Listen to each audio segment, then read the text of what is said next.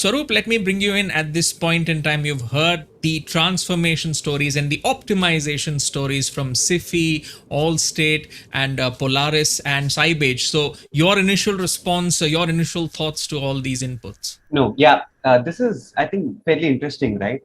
Most of the inputs that I've heard, I speak to a lot of CFOs, and this is very much in line with what I hear, right? And specifically, IT, I would say, is probably not at the forefront when it comes to financial transformation of their internal orgs, but it's also not lagging fully behind that. I would say they're somewhere in the middle. And taking a step back, if I were to say, why is there a need for technology and compliance?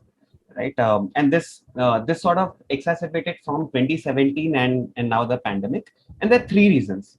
First is compliance and supply chain. They were two isolated concepts earlier. Now they're deeply embedded.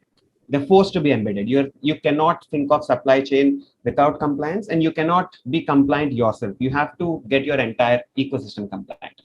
The second is the government is moving very fast, and they have a lot of data about each and every one of you. What gets talked about is the amount of data Facebook has about you, Google has about you, right? But imagine the amount of data that the government has about you, right? So the amount of deep compliance that's required can only happen with technology, and not just technology that, for instance, will help you take your data and send it to the government, or let's say integrates with your ERP, but it's real-time compliance.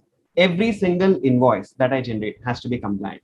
Every vendor that I onboard in real time has to be compliant, right? Any payment that I make to a vendor, I have to know, is that vendor TDS compliant? Has the GST reconciliation happened at the time of making the payment, right? So compliance now is a real time use case, right? So if I break the world, the Indian enterprises into, let's say, manual or software led compliance, ERP integrated compliance, and the real time compliance, we see roughly 5% of enterprises in the real time compliance domain. 95% of them are not matured enough to reach the real time compliance domain. And that's the effort we are also in, right? I think we are working closely with a lot of enterprises to move them towards the digital maturity to be able to deploy real time compliance in their organizations.